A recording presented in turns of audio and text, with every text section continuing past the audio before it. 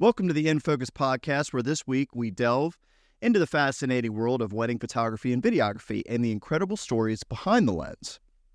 I'm your host, Ken Ray, and today we have a special guest with us, Kate Mcmullen.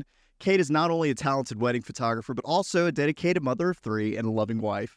She's the owner of Saved by Grace Photography, and her journey in the world of wedding photography began in 2018. Join us as we uncover the artistry and passion behind her lens, her experiences balancing a thriving career and a loving family, and the grace that guides her every step. So, grab a camera, tune in, and get ready to focus on what truly matters. Well, Kate, thank you so much for coming on the podcast. This is our first podcast, so you are the guinea pig for this experiment that hopefully will bring the community together and give us a chance to connect and let other people connect with us, because I think in weddings, maybe we're like an afterthought sometimes after these big budgets. So it's kind of cool to like talk about what it really looks like to do what we do. Right. So tell me a little bit about yourself. How did you get started? Where did you come from? Well, thank you for having me. I'm so excited to be here.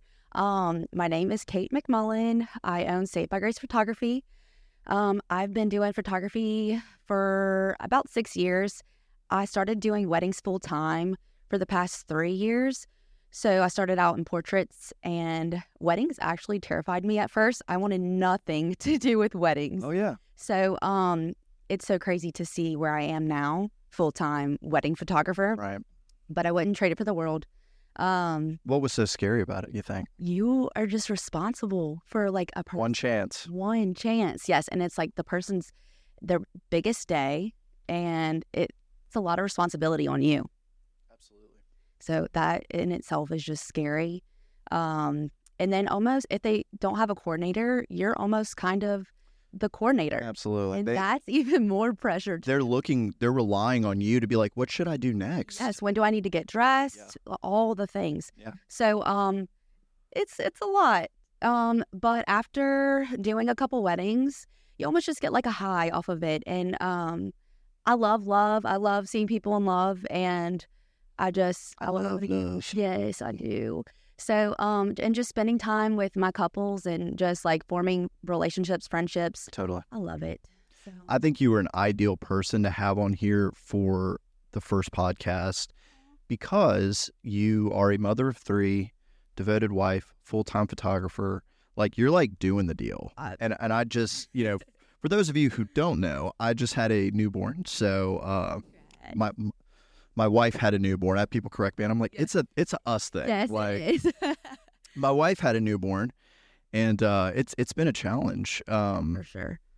Dealing with like sleep deprivation and again, what is sleep? And then having the responsibility of being like, look, on this wedding, like this is there's no redos here. Right. I mean, we can't get them to do the first kiss over again. Right. So there's a lot of pressure involved in there is.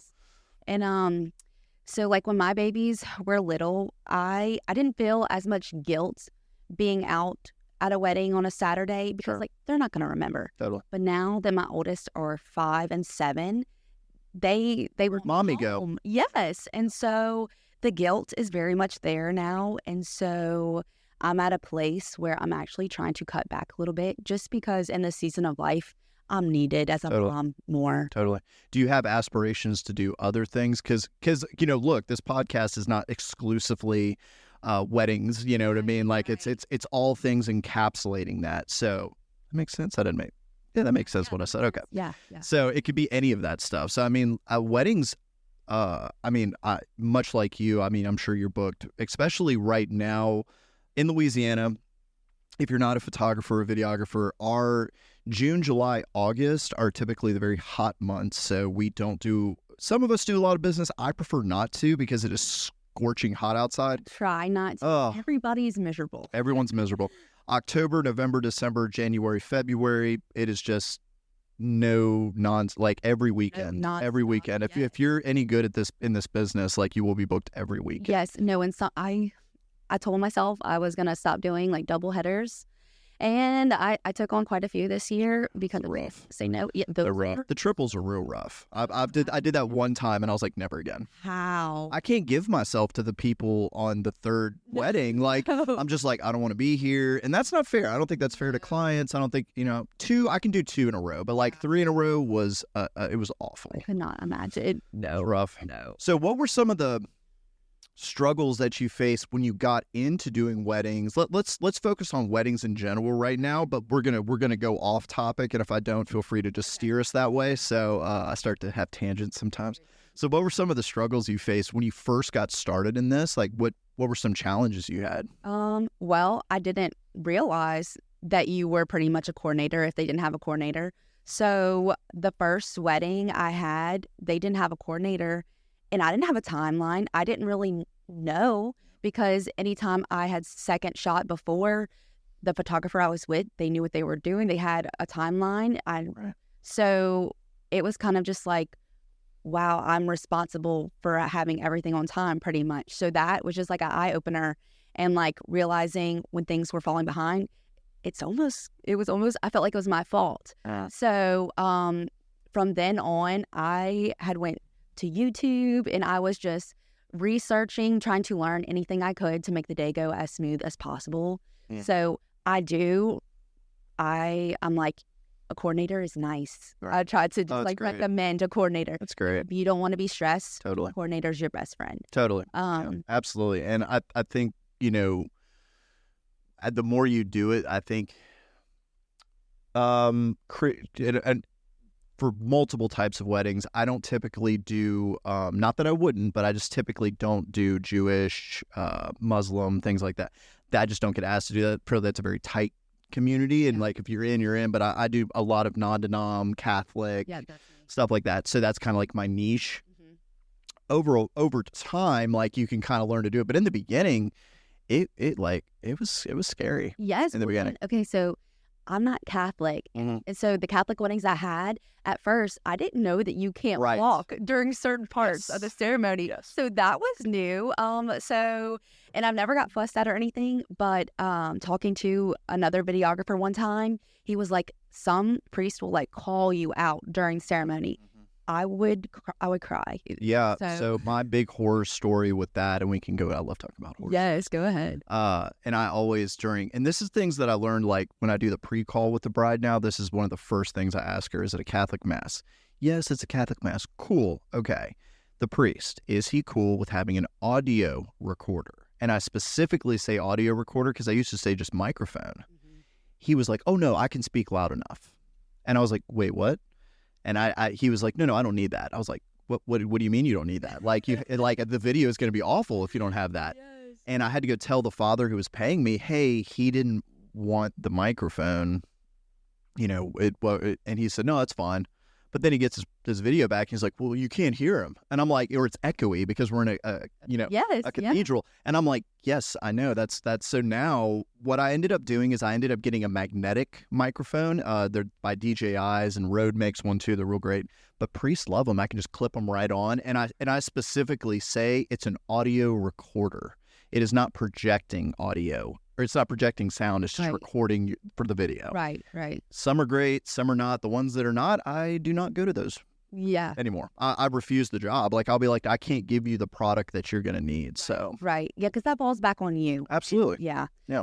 Yeah, that's the same thing with like, I don't know if anyone's ever, do y'all edit video, like a preset or something? I don't know if anyone's ever asked for like raw footage or whatever, but they have, yeah. And it's just like, it's not my work, though. The only time I've really not had a problem giving out raw footage was a guy who he was a VFX artist.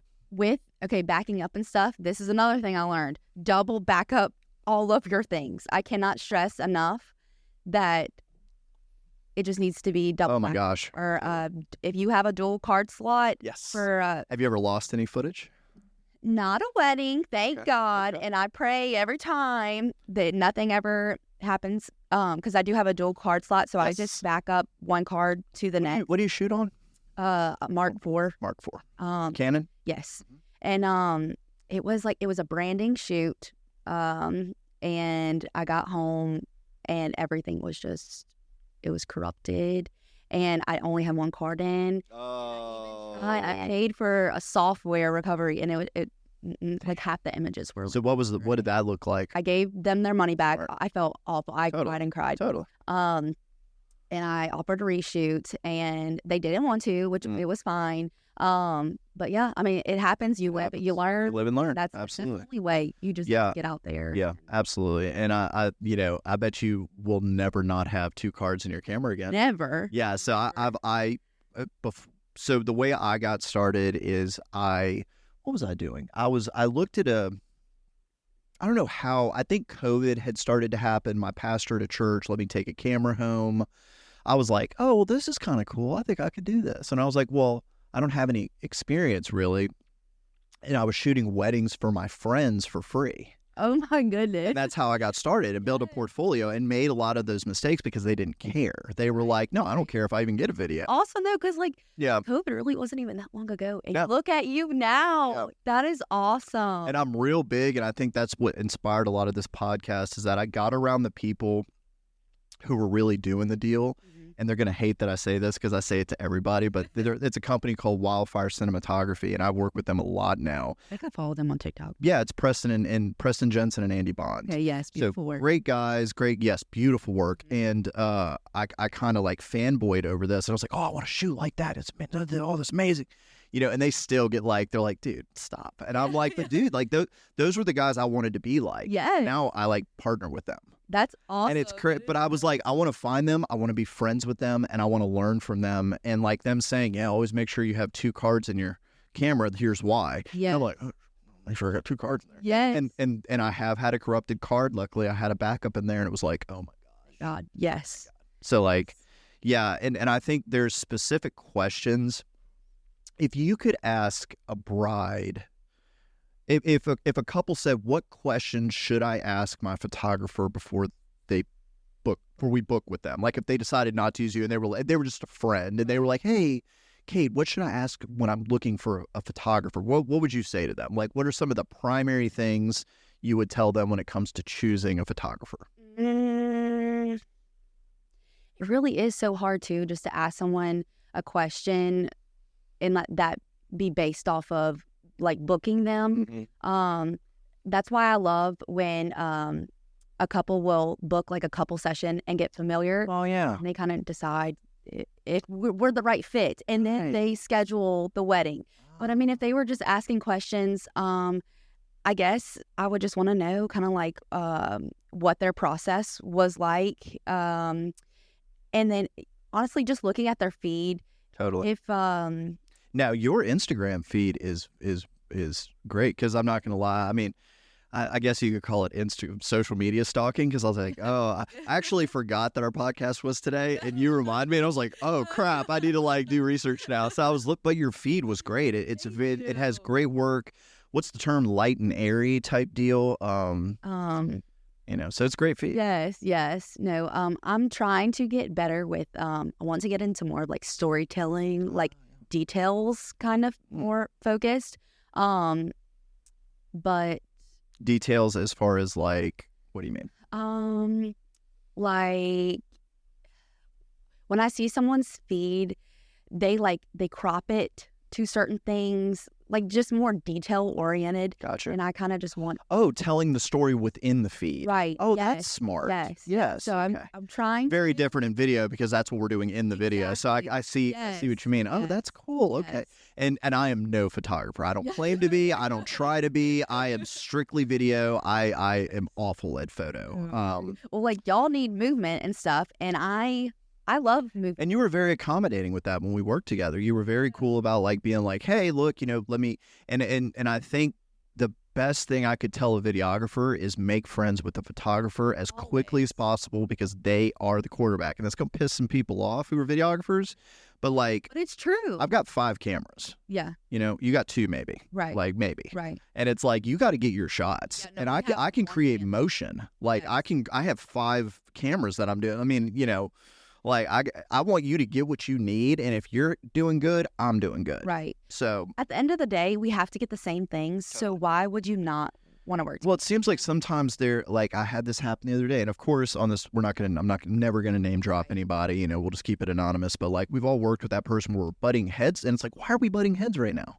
We're on the same team. Yeah, and I get to a point where if they're like, okay, that's how we're going to play it, we could totally do it like that. Like I was doing a wedding a couple weeks ago, and again, won't drop any names, but she was shooting and my camera was on for the groom's reaction, and I must get that. I can't redo that. No. She goes to walk in front of my camera, and I like step in front, and I go, hey, just go around. She kind of looks at me, she's like, and I said, can you go around? Like, yeah. And like where the crowd like looked up, and she goes, yeah. But it was like, lady, like, give me I'm not trying to be mean to you, but like, I have to get this shot. Like, you're there to do a job. Like it clearly don't walk in front of my lens. Like, yes. It's like you could do it at any other time. Like, right. No, I tried. I know that we all have to get the same stuff, so I try to be as accommodating as I can. Yes, and it goes a long way. Like just professional courtesy. Like it doesn't have to be perfect. Nothing. You know, it's not like it's okay. Like things happen, but just. I think what it comes down to is if you're only concerned about yourself and what you need to get, you're going to suffer. Oh, yeah. Absolutely. I'm not just concerned about the shots I need to get. I'm concerned about the shots that you need to get. Right. I think that's super important. Yes. Because we're in this together. Right. Yes. No, and then if you are only worried about yourself, that the people around you are going to know that, and they're going to... Yeah. They'll sense that. Yes. And then they won't recommend you Absolutely. to anybody, like it's a bad taste in your mouth for somebody. But yeah, I always try to get the videographer to stand next to me for the kiss. We walk backwards together. Yes. I'm always like, where are you going to be at during the ceremony? I don't want to be in your way. Just always. So are there any local photographers, videographers you feel like have kind of influenced your work a little bit, or? Like when you got into it, was there any, even if they weren't local, is there anyone you just like looked at and were like, oh, that's kind of cool, I kind of like that? There's like a few people on my like Instagram and stuff. Sure. Or I love making mood boards on Pinterest of just. I saw that you had a Pinterest. I was like, this is cool. Yes, I make mood boards. Yeah. And just different style of shooting. I guess I would just like save in a folder just to bounce off ideas and stuff. Get info. Totally. But when you got started, was that like, were you doing stuff for exposure? You ever hear that? We're like, yeah, I'll give you exposure. I'm like, no, I don't need exposure anymore. We're good. Like, we've surpassed that. Yes. Like, we're past that. Yes. Okay. When I very first started, I was really just taking pictures of like seniors and stuff. Okay. And I mean, I went in knowing nothing at all. Yeah. And I was charging like School of YouTube. Yes. Yeah, okay. School of YouTube. Yeah, university. Magnum cum laude. Yes. So I was charging like $40 for a session. Like okay. So it wasn't a job. I never thought of it as a job. I really enjoyed it. And then once I started charging, I got into weddings and started charging for it. I don't know. It's just crazy how like looking back, like how I've gotten here. Totally. But the progression of where we start at, from like where it's like $40 or free, or in like now it's in I don't think people realize like what goes into actually doing it. Like it's not like I'm just showing up with a camera. Right. Like I've got subscriptions I've got to do, storage, like I've got insurance I've got to carry. There's a lot of things. Yes, so many things. And and I get price shopping because weddings in Louisiana are so expensive. It makes me sick how expensive they are. But if you were just price shopping, I honestly, I don't really care to work with you. I want to work with someone who loves my work. Totally. And just like not that long ago, I had a bride.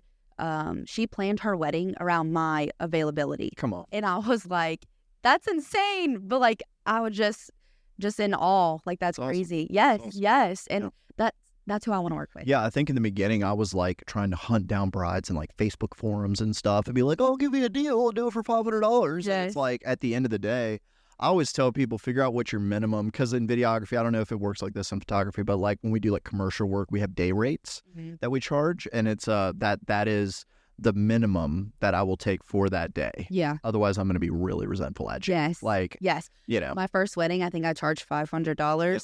It was at the White Magnolia. Like, oh, wow. I know. Well, and then after I got home, I'm looking at the pictures. I'm like, these are amazing. I should have not charged $500. You quickly learn that, like, absolutely. Oh, okay. And the work and the time spent going into editing, I was like, this is not worth it. Do you do a lot in post-production, or are you more out of the camera type of deal? Or I try to get things like as perfect as I can in camera, and then Lightroom.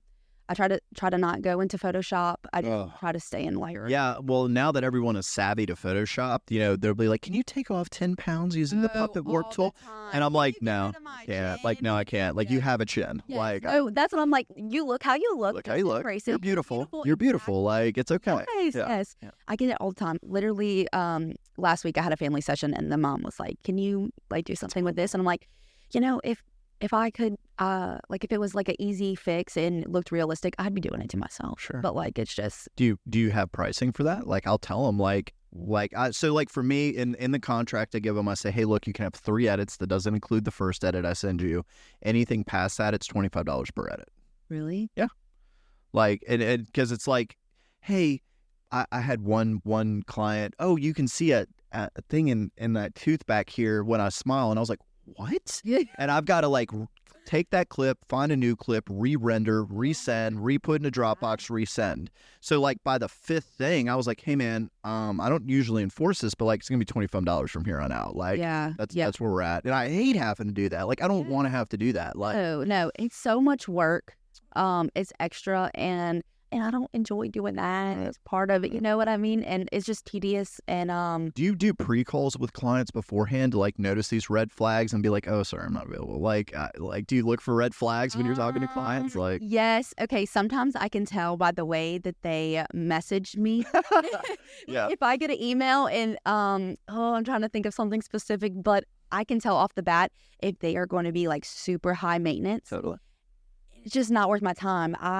Yeah, and let me be clear, we don't mind high maintenance. Right, it's okay, but like mind. I finish your thought. Finish. Okay, so I definitely don't mind high maintenance. I do have some high maintenance clients, and I love them to death. Yeah. I bend over backwards for them. Totally. Because they would do the same for me. But as a mom of 3 and where I'm at in life, I'm getting to the point where I'm realizing what's worth my time, because it's just limited right now. I need to be in mom mode. So if it's not something that technically like interests me, or it's not worth my time, I won't take. I'm booked, or I just can't take it on. Or I can recommend you to somebody else who would probably take it. So I don't mind recommending. I love to. I try to make friends with everybody in the community. And it's awesome because I can refer them to people. Or if I'm booked and my clients need Christmas pictures, hey, go see her. Or like maybe you can reach out to this person. And so that's awesome too, to just that way they can still get pictures taken. Right. Absolutely. What the name Saved by Grace? How did you come up with that? I knew you were gonna ask this, and I was like, well, I hope you prepared. Well, I mean, you're a Christian, so okay. But I didn't want to use my name. I don't know why. I just didn't want to use my name. Rhea Media Group was the worst idea ever, because it's like Rhea Media Group. And I told my wife, I was like, I've been correcting people my whole life. Yes. It's Ray. Ray. Yeah. You're like Ray. I wasn't Ray. trying to like pronounce it. Now Ray. Okay. But yeah, I don't know. I really was rushed into picking something out because I would post all of my photography stuff on my personal Facebook. And I got tired of blowing it up, and I'm sure other people did too. So I just made an Instagram for just all my pictures, just somewhere to put them all. Yeah. And but I was like, you have to have a name, and I didn't want to use my name. Absolutely. And so I was like, Saved by Grace, we're just gonna go with that, and we've just been here since. That's great. But everyone thinks my name is Grace, and so I'm like, I mean, yeah. So my wedding was saved. Yeah. By Grace. Yes. Hey, that's good. That's good. And I think in your intro, which is recorded beforehand, I think I did some like clever pun with Grace. Oh my gosh, I can't wait to hear. Yes. That'll be fun. All right, let's see. So, any favorite photography techniques that you can think of that you'd like to share, or? I personally love movement. Being still. Like I get there's a time and place for like this, the standstill poses and stuff, like a family portrait type deal. But movement, you just can capture so much natural, like, emotion connection. So I even ask them to do awkward things to get them to, like, laugh, because they know it's awkward. We all know it's awkward, and it's funny. So definitely trying to capture raw emotion. I love shooting through objects, like the leaves, the trees. Like, yes, for instance, I will be peeking out through this with my totally. I love it. Yeah. So anything that I can, I'm always looking around me Totally. to see what I can maneuver. That's great. Any essential equipment that a photographer should have? I'm really not. I'm not a big You're a minimalist? Yes, I am. Use a macro lens? Just a nifty 50. Nifty 50. Okay. A nifty 50. Yeah, I put my 35 on for weddings, but I really don't like to. Like, if I can get away with my 50, I will. And it's really just my camera and my lens, and I got my flash, and I do have like two SD cards. Two SD cards, yes, always. And multiple batteries. I have like 5 batteries for my camera. Yeah. Because I learned that quick too. 14 here. 14. Oh well, yeah. With camera, camera, video settings burns much quicker. So Yes. You said you mentioned a studio. I have studio, my living room. I have a studio light, kind of like it's like a Godox box thing. Yeah. So I'll just take seamless paper and put that baby on there and do like studio pictures. Okay. So question, and this maybe shows my noobness, I suppose. The curvature, is that to reduce shadow? Like when you have like the paper that comes down, and instead of it being like a 90-degree, there's a slope in it? Yes. Yeah, and I've never thought of that. Is that to get rid of shadows? Why do we do that? That was my thought. I was like, I guess there's not a hard shadow. Like, you can't tell where it starts and stops. Yes. So, like, when you're looking at a white background, you just look seamless. I was literally just about to say it looks seamless. Yeah. Yeah, no, because that's what I do. Yeah, I guess that's why, and that does make sense. I'm hoping to retrofit this room to do stuff like that. Like, maybe at the top, do like just pull down stuff. Yes. And if a photographer needs a space to come do stuff, yes. So that would be nice to feed my small infant. Yes. Baby. Ezra, yes. Ezra. So how do you think like late nights are gonna be for you, like editing and? So I don't do much. I found a really good editor, and I'll kind of share that story a little bit. So I had looked online for an editor, and a company out of India was like, "Oh yeah, we can do editing for you." Did a couple weddings for me. They looked great. I was like, "Cool, I'm gonna continue to use them." Third wedding, ghosted. I don't know what's going on, and they ended up sending me something like, "Oh yeah, the guy died of COVID." I'm like, "What? What? That's wild." Like, and it was, and so anyway, another guy hits me up out of the Middle East, and he goes, "Hey, is this you?" Because I got my little logo. Yeah. I go, "Yeah, that's me." He goes, "Well, you've been stealing my work." And I go, "Excuse me? What's that now?" What? And he's like, "Well, I'm going to let all these brides know that you've been stealing my work." And I said, "Well, I'll do you one even better. How about I call my brides and tell them myself?" Oh my. So I call them and said, "Hey, this is what's going on." And they said, "I do not care." They're like, "I got my pride." And as long as they get their wedding video, they don't care. And so I had to do that kind of damage control. And I said, "Hey, man, what are you talking about?" He was like, "Well, I was subcontracted with a company, and I found you through your logo." I said, "Interesting." And I said, "So you never got paid?" He goes, "No. This is unacceptable, blah, blah, blah, blah, blah, blah, blah." And I'm like, "Well, how much do they owe you?" He said, $200. Now, that kind of money in the Middle East will feed a family for a month. Yeah. That kind of money. Mm-hmm. To us, it's nothing, but so, and I said, "Well, look, man, what's your PayPal?" And I sent him the money. Aww. And he was like, "Why would you do that?" And I was like, "Because it's the right thing to do." Yeah, I was like, "You worked hard. The videos were good. My clients were happy. You deserve that money." Yes, so ever since then, he has just been phenomenal. Like, he bends over backwards to help me. I send him money on his birthday. Like, he checks in on me. He's like, "Hey, how you doing?" That's awesome. So he's great. So I use him for all my editing now. And he's great. How did you find, like, someone to trust? Pure luck. Because, again, it went from a scam to, like, finding him. And then I was like, oh. Sketchy, like. Totally. Yeah, totally.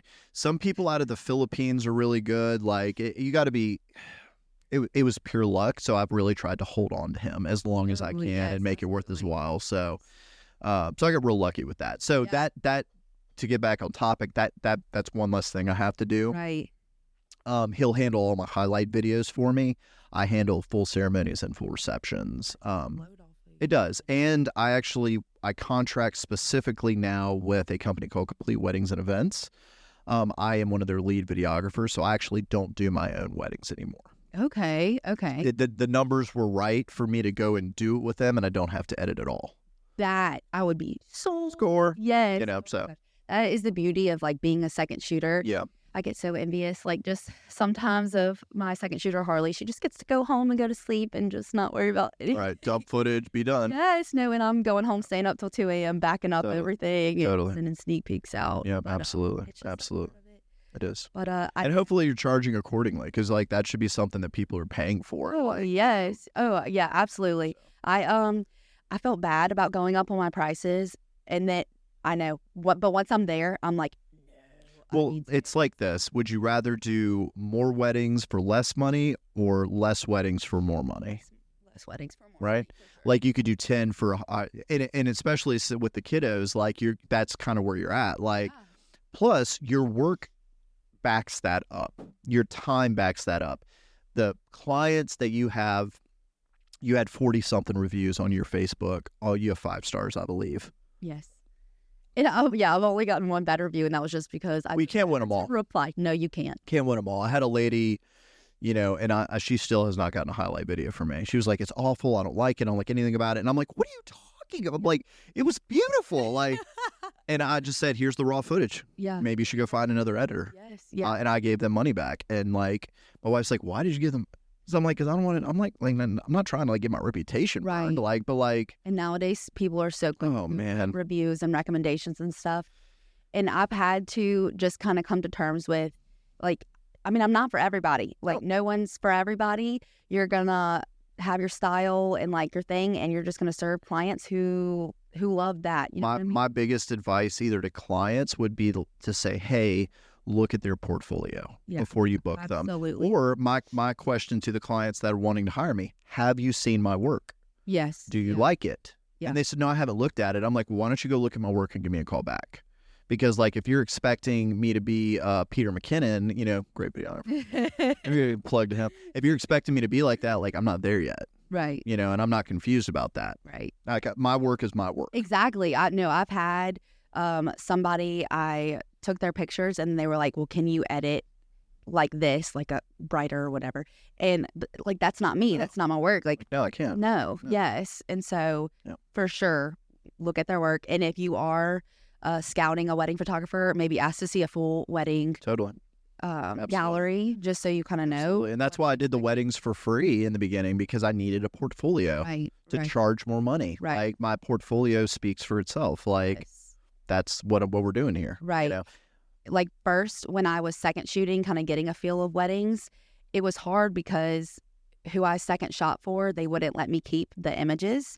So I couldn't even build a portfolio with that. I had to be lead to do that. And so from now on, when I have someone second shoot with me, I let them keep the pictures, but I let the bride know, like, hey, if you see them post something, like, is it okay? And half the time they don't care either, because they're getting their gallery from me. Yeah. But it's their picture. They took it and they edit different than me.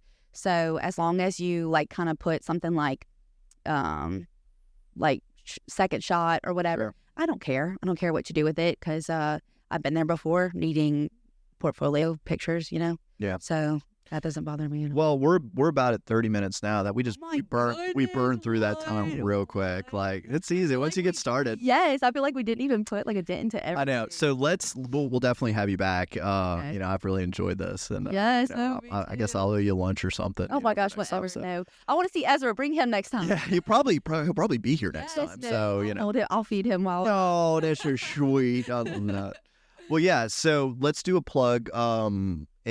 So tell me name of the company, how they can find you, where you look. Let's give me the Saved by Grace Photography. My Instagram is Saved by Grace Photography 13. Though it was hard this weekend, yeah. And Facebook is just Saved by Grace Photography. Love it. And that's it. Yeah, definitely. I recommend anybody if you're looking for a good photographer. Now, before we go though, you said you were you were dialing down on weddings. What are your aspirations moving forward? I do want to end up going back in full force. I just don't think now is the time. I just need to be home more. Okay. But definitely, I mean, I keep a list of all the projects and things I want to do, and I plan on doing them just in a timely manner, I guess. Sure. I plan on just like having a certain number of weddings next year and actually cutting it off. Now, do you only do weddings or do you do anything else? Okay. It's so hard because I don't want clients that have been with me forever.